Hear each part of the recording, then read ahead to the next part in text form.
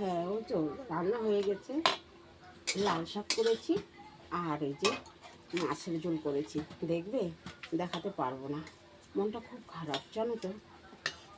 বললাম না কালকে এসেছি শিলিগুড়ি, একটা কাজের খবর ছিল।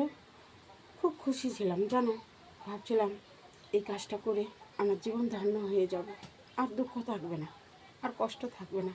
কিন্তু ওই যে আমি, আমার কপাল, রাত পর্যন্ত ঠিক ছিল, তারপরে ফোন আসলো, যারা পুরানারা থাকতো তারাই থাকবে।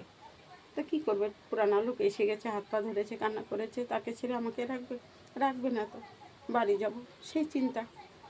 এটা মালতী, আমার নসিব। কলকাতা থেকে আসার পরে না সব কিছু যেন পাল্টে যাচ্ছে। হবে কাজটা, রাত্রে জানি হবে, সকালে যাব। সকাল হতে হতে স্বপ্ন শেষ।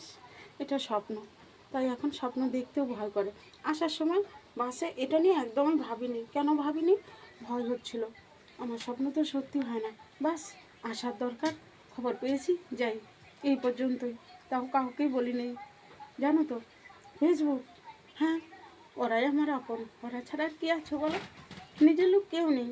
শুধু সংসার জীবনে না গো, ফেসবুক জীবনেও কেউ সহযোগিতা করছে না। বলে এটা করে কি হবে, এখনও বলে।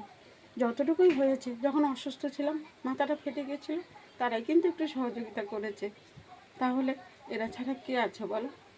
তবে হ্যাঁ, আশা ছাড়ছি না, আশা করে যাব, যতক্ষণ পারি লড়ে যাব। ভালো থেকো, আর ফোন করো না, ঠিক আছে? ওকে।